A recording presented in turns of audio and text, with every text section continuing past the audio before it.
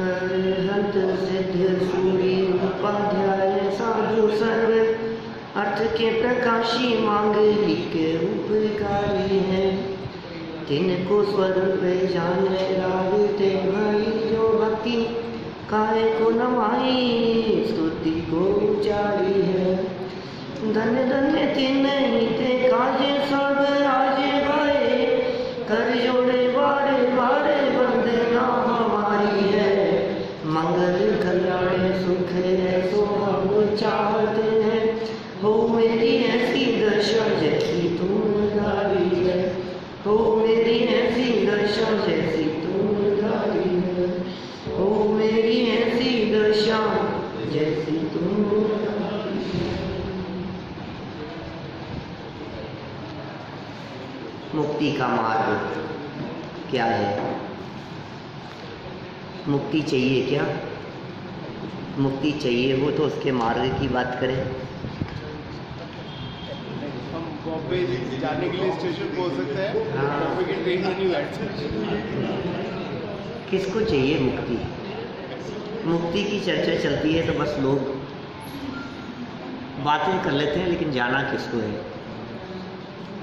मोक्ष जाएंगे तो फिर वहाँ घर गृहस्थी नहीं होगी। मुक्ति की प्राप्ति हो जाएगी तो फिर परिवार वाले नहीं रहेंगे। मुक्ति की प्राप्ति हो जाएगी तो बाहरी संयोग साधन नहीं रहेंगे। वहाँ न टीवी रहेगी, न गाड़ी वाड़ी रहेगी, न मोबाइल होगा। मुक्ति अवस्था में वहाँ फिर कोई आपस में बात करने वाला भी नहीं होगा। चाहिए आपको ऐसी मुक्ति जहाँ कोई बात करने वाला नहीं, कोई बोलने वाला नहीं।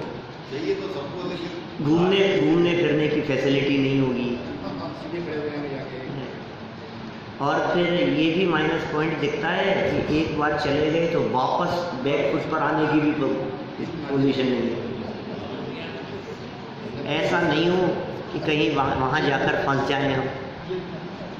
नहीं भाई, ऐसा नहीं है। मुक्ति शब्द की व्याख्या करते हुए यहाँ कहा, मुक्त स्वतंत्रता, स्वाधीनता, परम आनंद, अतीन्द्रिय आनंद, अद्भुत और अपूर्व आनंद, सादी अनंत काल के लिए ऐसे आनंद का उपभोग जिस आनंद में उकताहट नहीं हो, ऊबे नहीं, जहाँ आकुलता नहीं है, पूर्ण निराकुलता, 100% सुख, और बाकी उसको छोड़कर बाकी दुनिया में कहीं भी चले जाओ, कहीं शांति नहीं। ये बातें सिर्फ बातें नहीं है, ये सच्चाई है, ये वास्तविकता है। इस वास्तविकता को हमें पहचानना पड़ेगा, क्योंकि ये बातें जिनके माध्यम से कही गई है वे वीतरागी संत हैं। ये बातें जहाँ से चली है उन्होंने स्वयं अनंत सुख का उपभोग किया है। ऐसे तीर्थंकर परमात्मा, ऐसे अरहंत परमात्माओं की वाणी में उस परम मुक्ति की चर्चा आई है। और मैं तो ये कहता हूँ कि आप उनके कहे अनुसार मत मानो। क्या बात कह रहे हो? तीर्थंकरों की नहीं माने, मुनिराजों की नहीं माने, शास्त्रों की नहीं माने, कि हाँ अनुभव करके मानो, फील करके स्वीकार करो, सच सच बतलाओ आपके दुख का कारण क्या है। क्या पैसे की कमी दुख का कारण है? क्या बच्चे कहना नहीं मानते ये दुख का कारण है? क्या संयोग साधन सुविधाओं की कमी दुख का कारण है? कोई व्यक्ति हमें सामने जवाब देता है, गाली देता है, क्या ये दुख का कारण है? और इन सारी बातों के पीछे यदि मैं किसी एक बात को कहूँ, शास्त्र का आधार और अपने तर्क, अपनी युक्तियाँ, अपना चिंतन, हम कह सकते हैं आकुलता दुख का कारण है। इन सब चीज़ों में एक कॉमन फैक्टर है जो हमें तकलीफ प्रदान कर रहा है, उसका नाम है आकुलता। वो आकुलता दुख का कारण है। यदि आकुलता दुख का कारण है तो ऐसा कोई भी काम, ऐसी कोई भी क्रिया जिसमें आकुलता हो रही है वो दुख स्वरूप है। और देखो कितना प्रैक्टिकल अनुभव में आती है बात कि जब आकुलता थोड़ी कम होती है तो हमें घर में शादी का आयोजन हो और बहुत भाग दौड़ लग रही है, इधर से उधर भाग रहे हैं, मेहनत, उससे पहले कितनी टेंशन, सब कुछ, और अभी 7 फेरे हो गए और बेटी विदा हो गई और अब काम अभी भी है बहुत। लेकिन अब आकुलता वो हो जाएगा, ये होगा, जो होगा जाएगा। शादी शांति से निपट गई। माने आकुलता यदि थोड़ी बहुत भी कम होती है तो हम चैन का अनुभव करते हैं। हम ऐसा महसूस करते हैं गंगा जी नहाए, बहुत बड़ा काम हो गया। कितना फील कर रहे हैं आप, मतलब बहुत पीसफुल महसूस करते हैं आप अपने आप को। हम यही कह रहे हैं भाई, जहाँ आकुलता की थोड़ी बहुत कमी में ही आपको शांति का अनुभव होता है, तो जहाँ आकुलता 100% नहीं होगी वहाँ सुख कैसा होगा। दूसरी बात एक और है, यहाँ जो आकुलता की कमी दिखाई देती है वो किसी एक विषय संबंधी आकुलता की कमी है, दूसरी आकुलता बनी हुई, और फिर अभी आकुलता की कुछ मंदता और कमी हुई तो इस बात की गारंटी तो नहीं है ना कि अब आकुलता होगी नहीं। लेकिन आपको वहाँ मुक्ति अवस्था में ऐसी भी गारंटी दी जा रही है जिसके बाद में आपको आकुलता वापस होगी नहीं। अब बोलो, मुक्ति चाहिए या नहीं? अरे साहब, आप तो इस मुक्ति के चक्कर में सब घर गृहस्थी छुड़ाओगे हमारी। घर गृहस्थी में हम डिसीजन मेकिंग की फ्रीडम है, और वैराग्य के बाद में उनको डिसीजन हम नहीं ले सकते, वह बाउंडेशन नजर आ रहा है। ऐसा नहीं है, इनको ऐसे, सबको ऐसे लगता है कि घर गृहस्थी में तो हम अपने डिसीजन खुद ले सकते हैं, वैरागी के बाद में, दीक्षा लेने के बाद में फिर हमारे डिसीजन, हम सब स्वतंत्रता है भाई। आप जिन डिसीजंस की बात कर रहे हैं वो पराश्रित है। आप जिन डिसीजन की बात कर रहे हैं वो आपको ऐसे लग रहा है कि मकान में क्या तोड़ फोड़ करानी है, वो डिसीजन आपको ऐसे लग रहा है बच्चों के शादी विवाह संबंध कहाँ करने हैं, आपको ऐसे लग रहा है कि मुझे कितना पैसा कहाँ देना है, कहाँ खर्च करना है, ये फ्रीडम की बात लग रही है। लेकिन वो परद्रव्य है, परवस्तु है, उसमें हमारी चलती नहीं है। असली फ्रीडम तो मुनिराजों की है, जहाँ हमारे को लग रहा है 4 हाथ जमीन देख के चलना पड़ेगा, ओहो विधि मिलेगी तो आर लेंगे, नहीं तो क्या हुआ पता नहीं, कहाँ रहेंगे, सर्दी गर्मी भूख प्यास सब परिस्थितियों के ऊपर मोहताज। अरे नहीं भाई, मुनिराजों का जीवन अत्यंत स्वाधीनता का जीवन है। जहाँ तुम्हें पराधीनता दिख रही हो, हम वहीं स्वाधीनता देख रहे हैं। खाना हो तो खाए, नहीं खाना तो नहीं खाए। विधि मिल गई, लेना हो तो ले, और नहीं लेना हो तो विकल्प नहीं है, नहीं ले।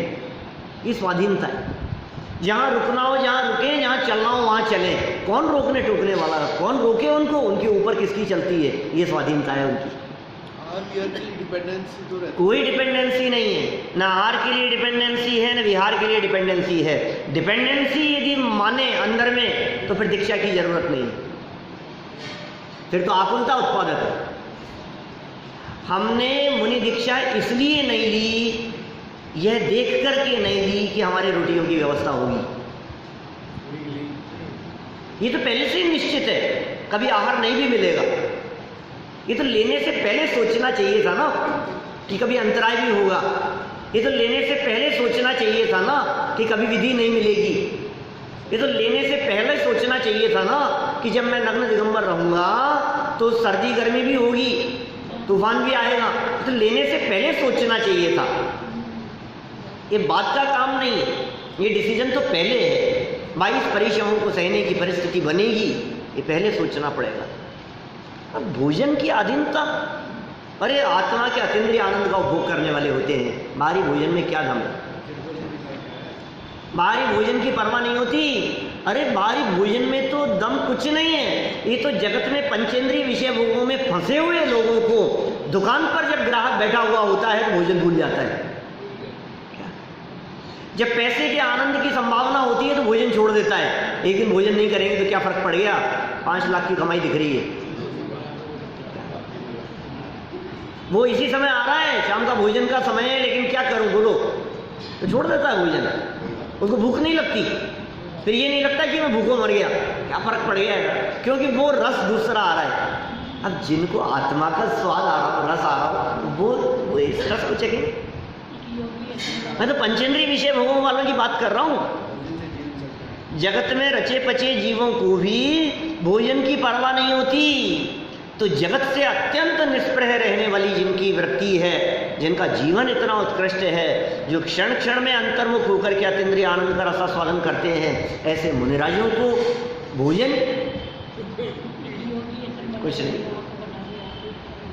ऐसा स्वरूप है।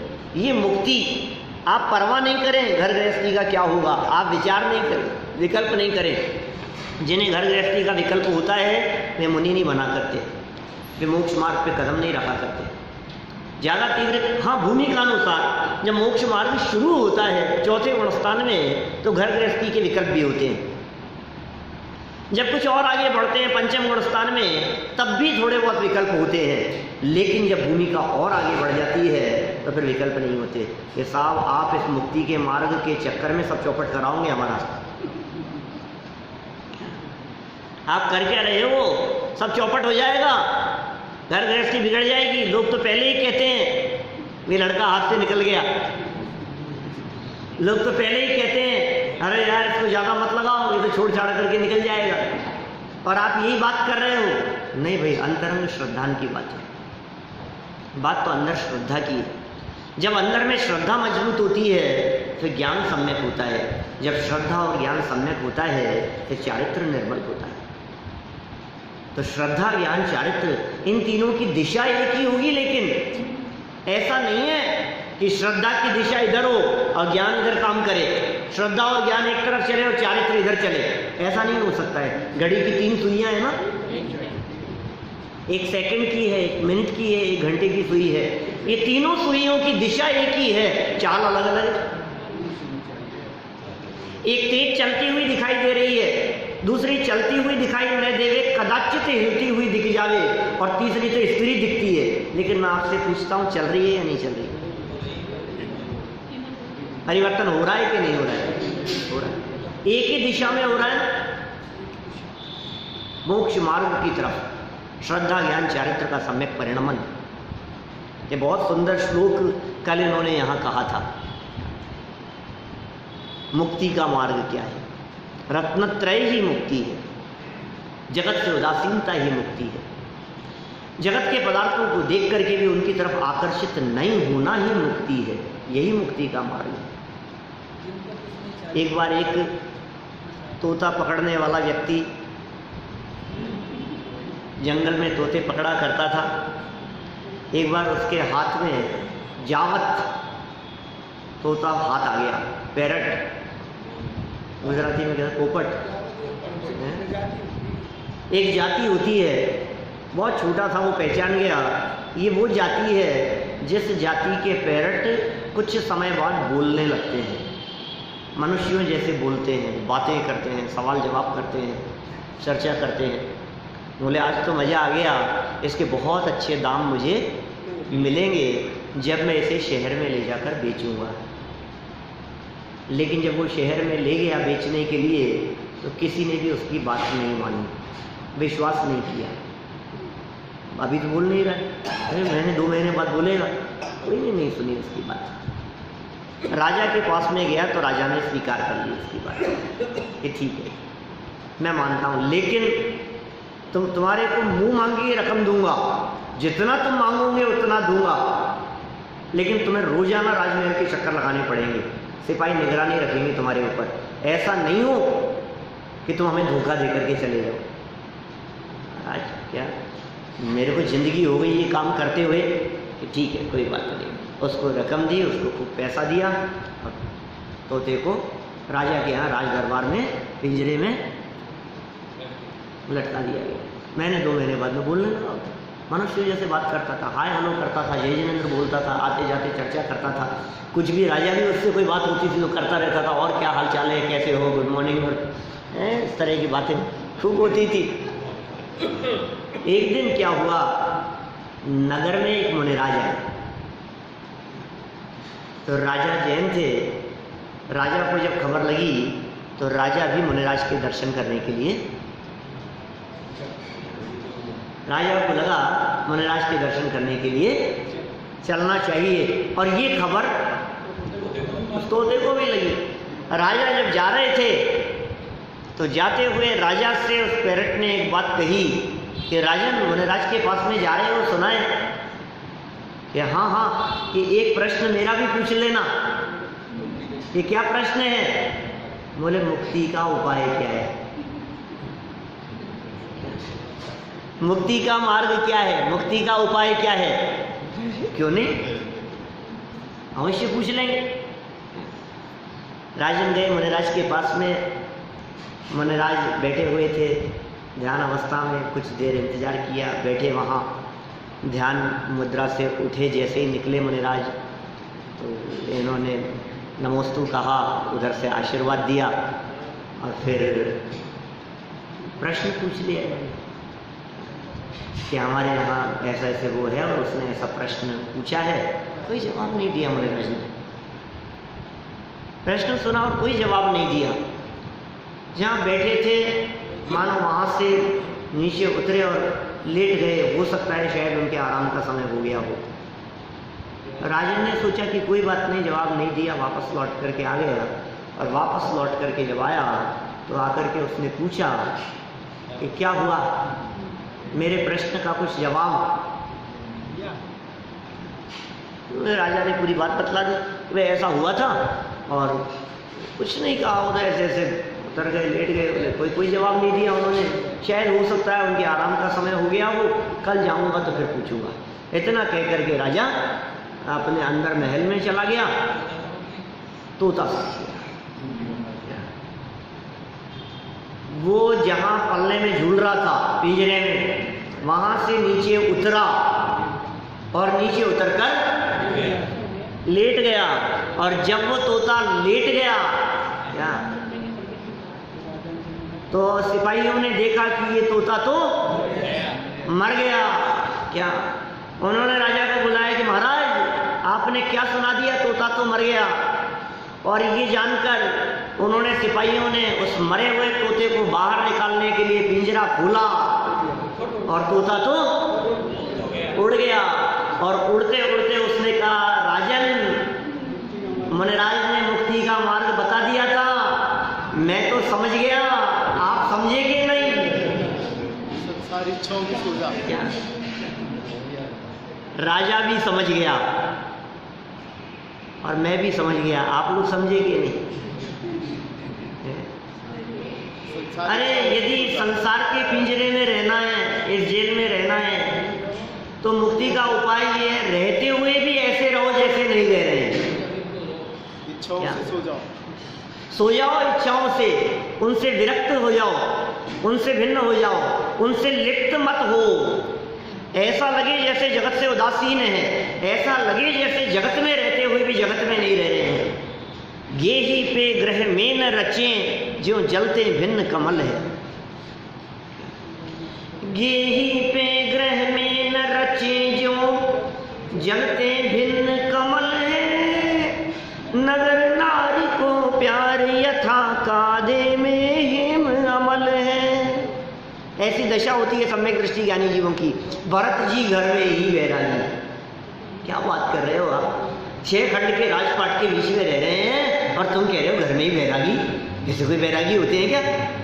हाँ जी, ऐसे ही होते हैं वैरागी। ये सम्यक दृष्टियों की अंतरंग दशा कैसी होती होगी, ये कोई व्यक्ति अपनी बुद्धि से समझ नहीं सकता, क्योंकि सम्यक दृष्टियों की अंतरंग परिणति, अंतरंग में तो सब कुछ बदल गया है और बाहर में कुछ भी बदला हुआ दिखाई नहीं दे रहा है।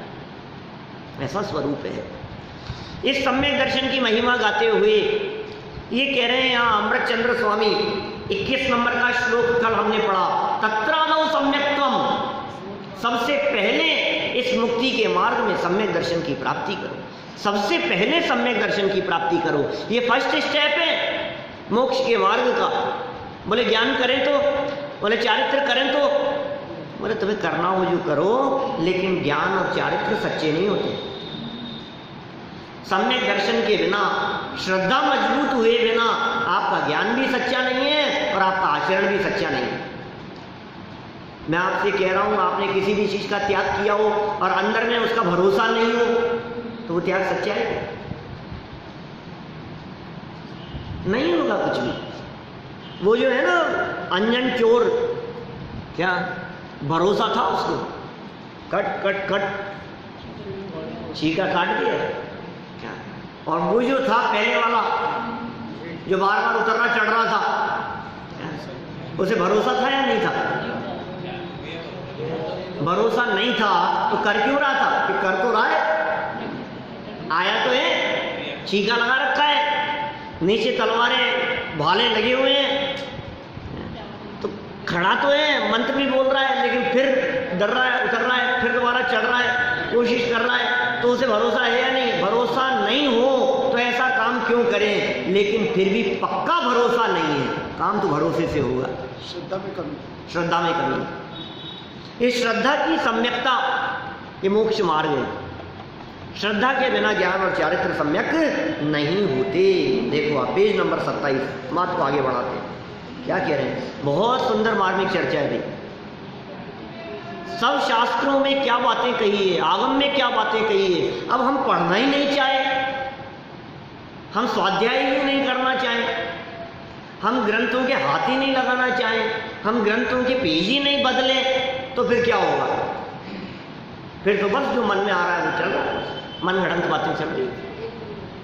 देखो, सम्यक दर्शन के बिना समस्त ज्ञान अज्ञान है, और समस्त महाव्रतादि रूप, जब महाव्रत आदि शब्द का प्रयोग किया है तो अणुव्रत क्या लगते हैं?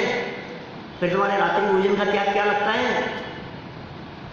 मनराज ने प्रतिज्ञा दिलाई रात्रि भोजन का त्याग करो, और इसने रात्रि भोजन का त्याग कर दिया, लेकिन मन में बार बार में आ रहा है यार इन्होंने प्रतिज्ञा तो दिला दी, अब मैंने प्रतिज्ञा भी ले ली, लेकिन आज के ज़माने में क्या ज़रूरत है इसकी?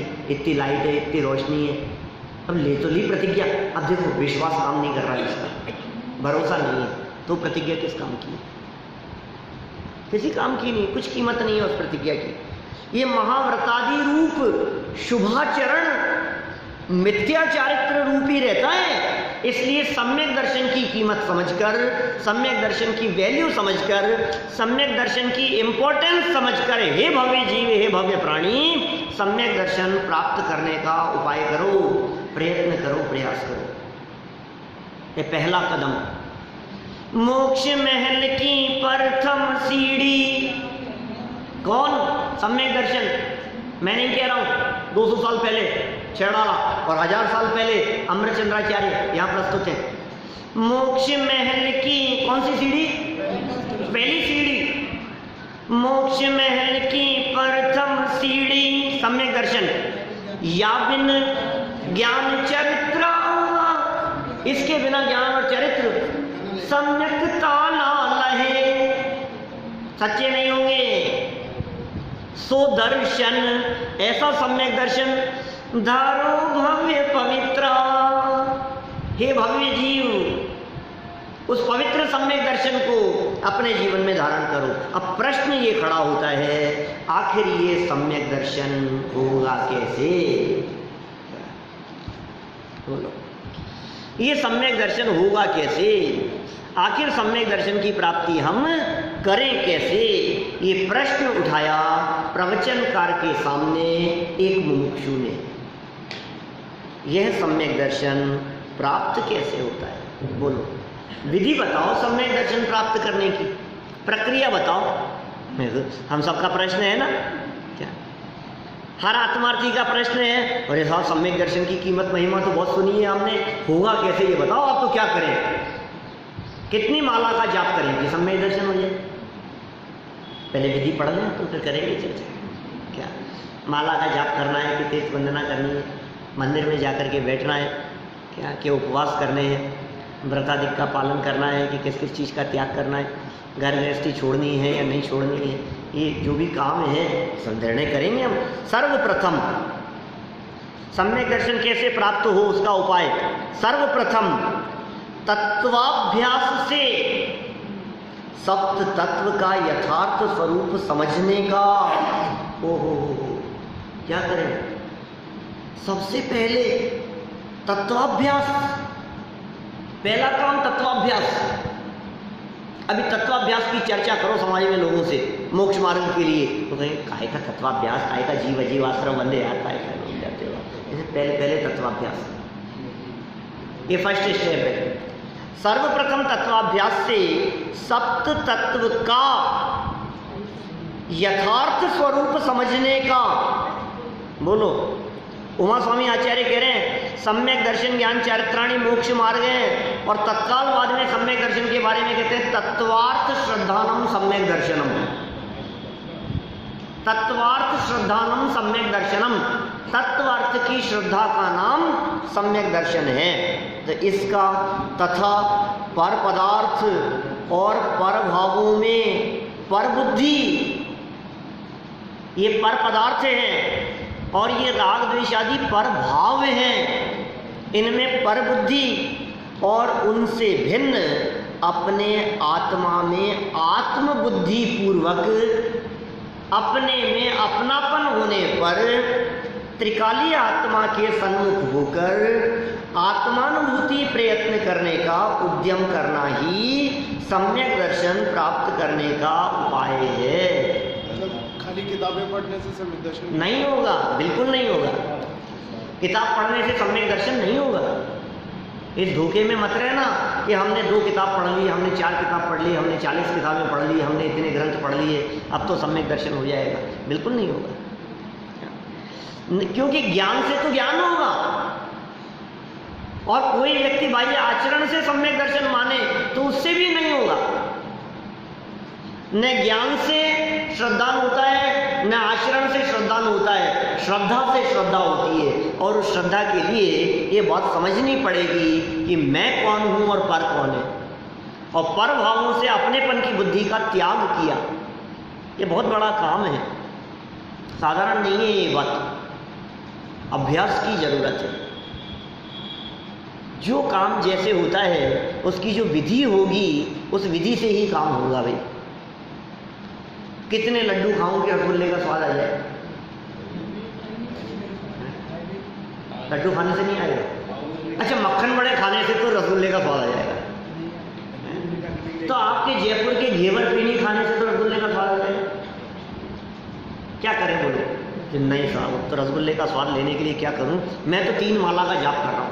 हे भगवान रसगुल्ले का स्वाद आ जाए, हे भगवान रसगुल्ले का स्वाद आ जाए, हे भगवान रसगुल्ले का स्वाद आ जाए। अब अभी नहीं आएगा, क्या करें? खीर मालपुए, उससे भी नहीं। अच्छा चलो, मैं डायमंड की अंगूठी पहनूं तो, और कपड़े लट्टे उतारूं तो, और एक टांग पे खड़ा हो गया मैं, अब तो रसगुल्ले का स्वाद आ ही जाना चाहिए। भाई साहब, 1000 काम कर लो, रसगुल्ले का स्वाद तो रसगुल्ला खाने से ही आएगा। कुछ भी कर लो, रसगुल्ले का स्वाद तो रसगुल्ले के स्वाद से ही आएगा। इसी तरह से आत्मदर्शन, सम्यक दर्शन की बात कर रहे हैं। आत्मदर्शन तो आत्मदर्शन से होगा, जगत के किसी भी काम से आत्मदर्शन नहीं हो सकता है। कि सब मैं समय सार पढ़ूं तब तो सम्यक दर्शन हो जाएगा ना, कि समय सार पढ़ने से तो समय सार का अध्ययन होगा। समझ में आ रही है बात? कि साहब नियम सार पढ़ने से तो आत्मा का अनुभव हो जाएगा। अरे उससे तो नियम सार का अध्ययन होगा। तो फिर शिखर जी की वंदना करने से, उससे तो शिखर जी की वंदना होगी, आत्मा का श्रद्धान कैसे होगा? पॉइंट समझ में आ रहा है? क्या करें? जैसे मैंने रसगुल्ले के स्वाद की बात कही है, आप किसी भी जगह पर ये काम बात लगा सकते हो, किसी भी जगह पर लगा सकते हो। मुझे सांगानेर जाना है तो क्या करना पड़ेगा बोलो? सांगानेर जाना है तो क्या करना पड़ेगा? सांगानेर ही जाना पड़ेगा। नहीं, दूसरा क्या करूं मैं बोलो? फ्लाइट की टिकट बुक करवाऊं तो सांगानेर पहुंचूंगा कि नहीं? बोलो। ट्रेन का टिकट हो तो सांगानेर पहुंचूंगा कि नहीं? तो घर में क्या मिठाई बनवाऊं कि जिससे सांगानेर पहुंच जाऊं? कौन सा भोजन करूं, कौन सा त्याग करूं, कौन सी तपस्या करूं कि सांगानेर पहुंच जाऊं? कैसे बात कर रहे हो? दुनिया में तो सब समझ में आती है बातें। लौकिक में ये मोटी मोटी बातें सबके समझ में आती हैं कि तुम्हें जो काम करना है उस काम को करने के लिए वही काम करना पड़ेगा, उसके अलावा दूसरा कोई उपाय नहीं है। मुझे दुकान खोलने के लिए क्या करना पड़ेगा बोलो? दुकान खोलने के लिए क्या करना पड़ेगा?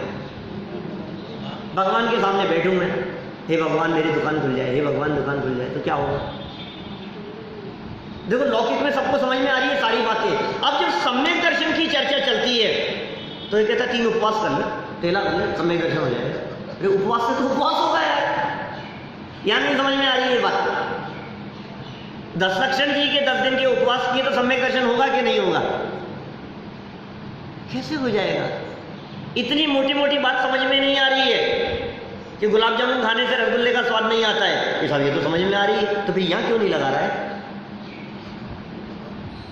सम्यक दर्शन की विधि क्या है, ये विधि समझा रहे हैं, ये प्रक्रिया समझा रहे हैं सब। ये कुछ अद्भुत बातें हैं, और थोड़ी सी बातें, ऐसी बात नहीं कि किसी के समझ में नहीं आए, तो बहुत गहरी बातें हो, मोटी सबके समझ में आने जैसी बात है। कौन नहीं समझेगा इस बात को? तो फिर आप शास्त्र पढ़ें कि नहीं पढ़े, ये बताओ क्या? क्योंकि इससे नहीं होगा ना। अच्छा, रात्रि भोजन का त्याग करने से होगा कि नहीं? नहीं होगा। तो फिर मध्य मास मधु का त्याग करने से सम्यक दर्शन होगा कि नहीं? तो उससे भी नहीं होगा। तो फिर सेवन करें?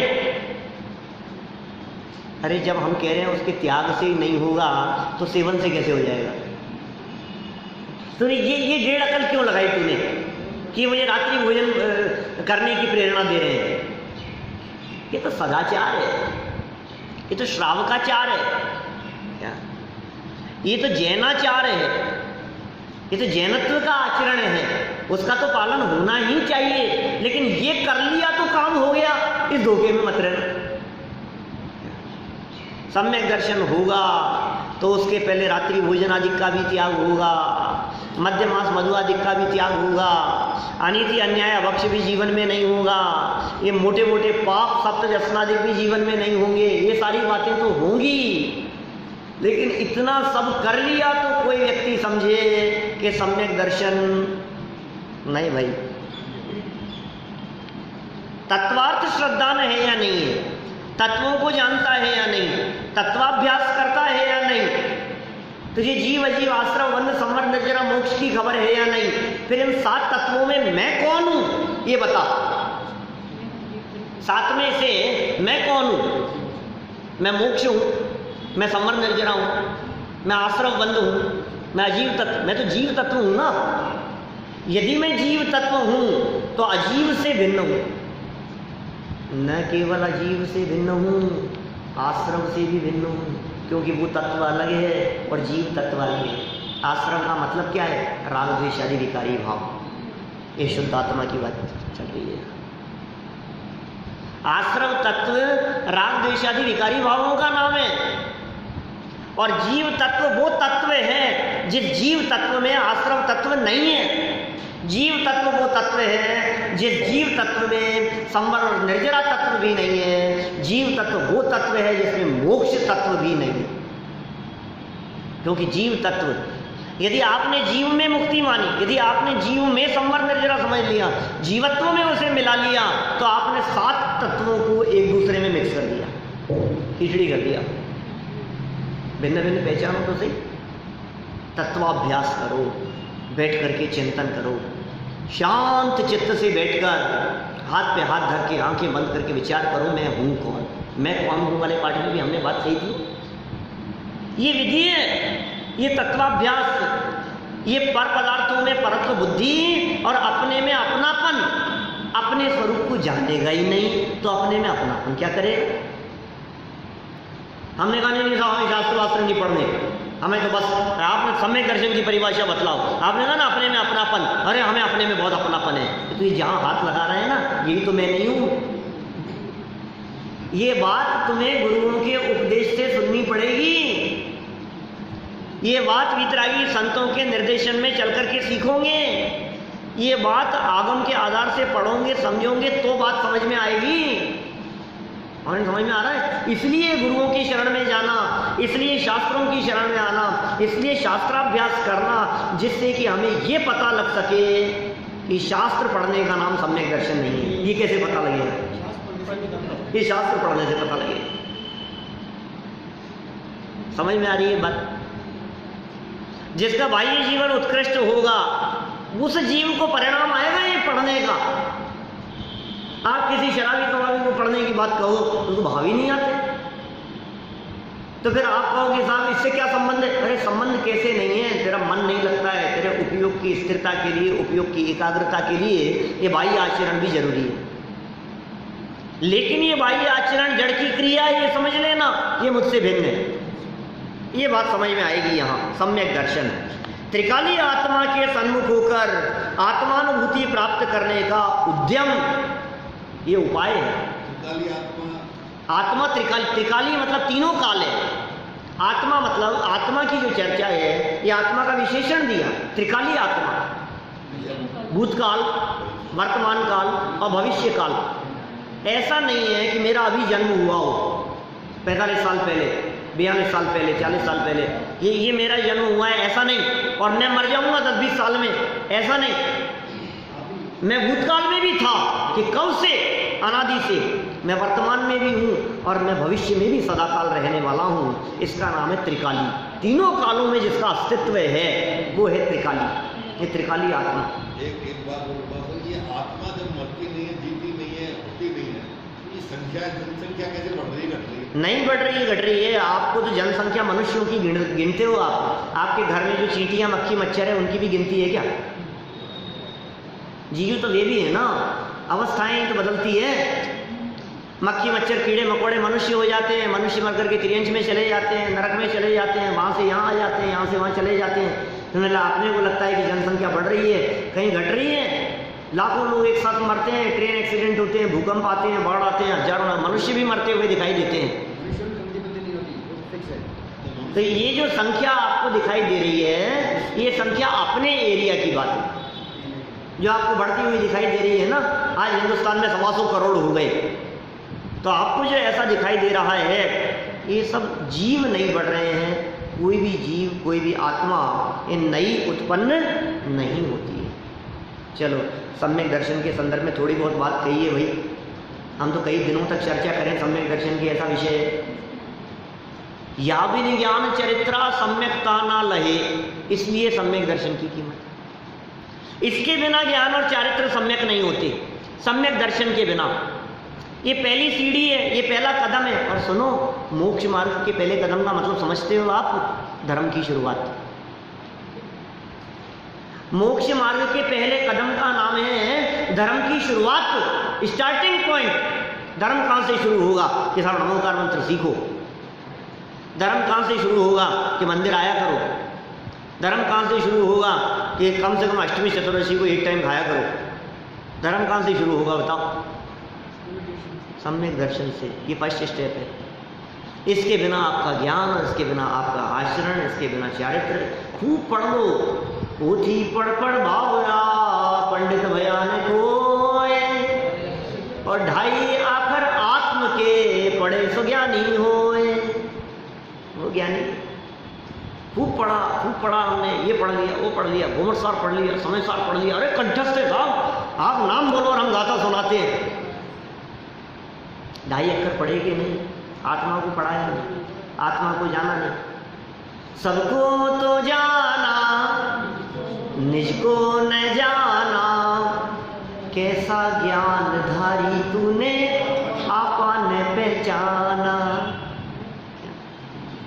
हम कैसा ज्ञानधारी कहें तेरे को? बहुत ज्ञानवान बना फिरता है, बहुत समझदार बना फिरता है। मैं बहुत समझदार हूँ, मैं बहुत ज्ञानवान हूँ, मैं बहुत ज्ञानी हूँ। अरे अपने आप को जानता है क्या? जो अपने आप को जानता है उसे ज्ञानी कहते हैं। जो अपने को नहीं पहचानता वो कैसा ज्ञानी है? वो क्या ज्ञानी है? बाहरी ज्ञान ज्ञान नहीं है, लौकिक ज्ञान ज्ञान नहीं है। इस ज्ञान में क्या दम है? एक शिवोपम ज्ञान है जो लौकिक ज्ञान है, जो बाह्य पदार्थों का ज्ञान है। अरे ज्ञान का विकास नहीं चाहिए, ज्ञान की निर्मलता चाहिए। वेद विज्ञान चाहिए सम्यक दर्शन की प्राप्ति के लिए। वेद विज्ञान को भी सम्यक दर्शन नहीं कहते, क्योंकि वेद विज्ञान ज्ञान की पर्याय है और सम्यक दर्शन श्रद्धा गुण की पर्याय है। इसलिए वेद विज्ञान का नाम भी सम्यक दर्शन नहीं है। वेद विज्ञान नहीं, वेद विज्ञान विधि है। वेद विज्ञान का अभ्यास करो। वेद विज्ञान का अभ्यास करके क्या करना पड़ेगा? जब भेद जान लिया, निज को निज पर को पर जान, ये वेद विज्ञान का अभ्यास। फिर क्या करना है? निज को निज पर को पर जानने के बाद क्या करना है? निज में अपनापन और पर में परायापन। ये श्रद्धा है, ये सम्यक दर्शन। निज को निज और पर को पर जानने का नाम सम्यक दर्शन नहीं है। जान तो लिया, जान लिया हमने, हम जानते हैं सब। अभी मैं किसी भी व्यक्ति से पूछूं कि ये कुर्ता कौन है, कि मैं हूं कि नहीं, कि नहीं ये तो जड़ है, ये तो अचेतन है, ये तो पुद्गल है, मैं तो भिन्न हूं इससे। अच्छा, और शरीर से? मैं शरीर से भी भिन्न हूं। जान तो रहे हो आप? निज को निज, पर को पर जान तो रहे हो, लेकिन निज को निज जान करके निज में अपनापन और पर को पर जान करके पर में परायापन, ये काम है। ये जो अपनापन है ये श्रद्धा का लक्षण है। ये जो प्रतीति है, तन्मयता है, ये श्रद्धा है। सम्यक श्रद्धा की बात चल रही है भाई, सम्यक श्रद्धा की बात चल रही है। स्वरूप समझना पड़ेगा। तीसरी ढाल छेड़ावा की पूरी ढाल सम्यक दर्शन के स्वरूप के वर्णन के लिए समर्पित है। पूरी ढाल 17 छंद है तीसरी ढाल में। किसके लिए? सम्यक दर्शन, सम्यक दर्शन, सम्यक दर्शन। शास्त्रों को उठा करके देखो, सम्यक दर्शन के गीत गाए गए हैं, सम्यक दर्शन की महिमा बतलाई गई है। सम्यक दर्शन जिसके जीवन में हो गया वहाँ मोक्ष मार्ग प्रकट हो गया, अनंत संसार का अंत आ गया। सम्यक दर्शन की प्रकटता हो गई है, अनंत संसार पंच परावर्तन कट करके इतना अल्पमात्र रह गए। सम्यक दर्शन की प्राप्ति, कर्मों की स्थिति, अंत्य, कूड़ा कूड़ी, सागर प्रमाण उसके पहले ही रह गई है। स्वरूप है ये मोक्ष मार्ग का प्रारंभ, ये मुक्ति का प्रारंभ चौथे गुणस्थान से। वहां चर्चा चल गई थी श्रवण बेलगोला में, विद्वत सम्मेलन था, सभी परंपराओं के विद्वान थे, सब को मानने वाले, सब तरफ के, टोडरमल स्मारक के भी थे, सांगानेर संस्थान के भी थे, शास्त्रीय परिषद के भी थे, विद्वत परिषद के भी थे, विद्वत महासंघ के थे, उनके थे, ऋषभदेव विद्वत महासंघ के थे, 20 पंथी भी, 13 पंथी भी, सब पंथ, सब संप्रदायों के सारे विद्वान। एक वक्ता ने मंच से बात कही, चौथे, श्वेतांबर नहीं, सिर्फ दिगंबर जैन विद्वान, 500 विद्वान थे।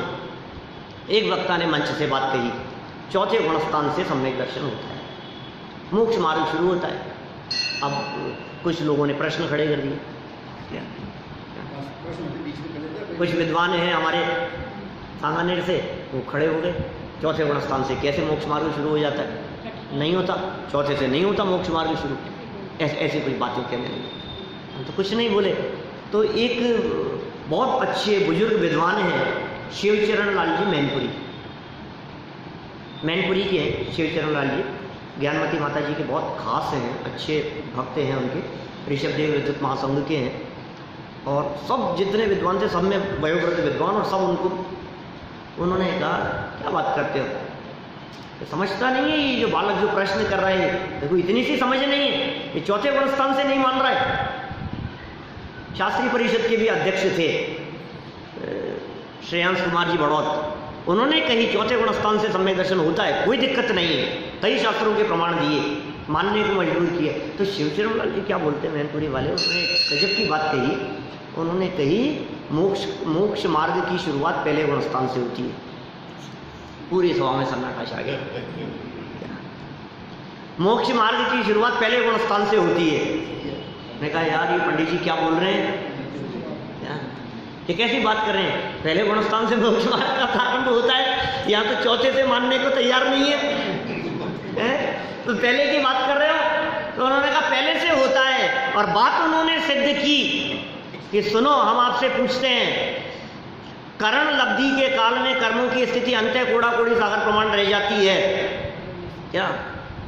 वो करण लब्धि वाला जीव वो मोक्ष मार्गी है या नहीं, उसे मोक्ष मार्गी कहा है शास्त्रों में। ये करण लब्धि कौन से गुणस्थान में होती है? पहले गुणस्थान में। क्या चौथा हुआ नहीं है? वो करण लब्धि वाला जीव क्या नया एंगल था, नई बात थी। जैनागम में विविध विवक्षाएं हैं भाई, अपेक्षाएं बहुत है। अपेक्षाओं को समझ लो तो कोई झगड़ा नहीं है, और अपेक्षाओं को नहीं समझो तो कदम कदम पर झगड़े झगड़े। पहले गुणस्थान से मोक्ष मार्ग का प्रारंभ, क्या बात कर रहे हो? क्योंकि करण लब्धि का काल वो काल है, वो समय है जिसके बाद में नियम से ये जीव सेकंड के अंदर अंदर सम्यक दर्शन की प्राप्ति करने वाला है। चौथा गुणस्थान होने वाला है उसका, नियम से वहां हो रहा है।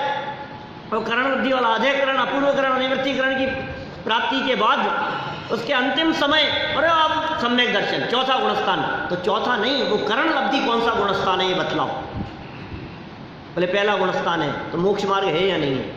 आगम की विवक्षा कही उन्होंने, सबने थालियां बजा दी। ऐसा ये सम्यक दर्शन की बात कर रहे हैं हम। ये सम्यक दर्शन कैसे प्रकट होगा, सम्यक दर्शन प्रकट करने की विधि क्या है, ये तो थोड़ी बहुत बात बतलाइए। हम क्या करें साहब सम्यक दर्शन की प्राप्ति के लिए? बोले तत्वाभ्यास करो, बुद्धिपूर्वक क्या काम करें ये बात बतलाओ।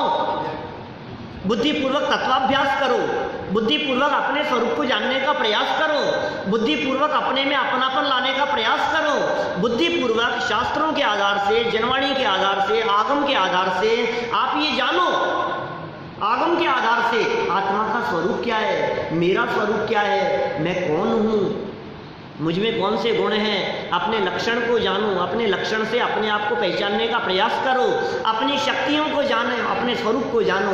जब अपनी शक्तियां अपने में देखेंगे, जानेंगे, तो अपने में अपनापन हुए बिना नहीं रहेगा, और जब अपने में अपनापन होता है तो उसे कहते हैं सम्यक दर्शन। ये सम्यक दर्शन की प्राप्ति करने का उपाय है। फिर शिष्य ने प्रश्न किया, और सम्यक ज्ञान? बोले आज ही जानोगे सब, कल बताएंगे। मतलब सम्यक दर्शन का मतलब अपने शरीर आकार में रहना, कहीं नहीं जाना।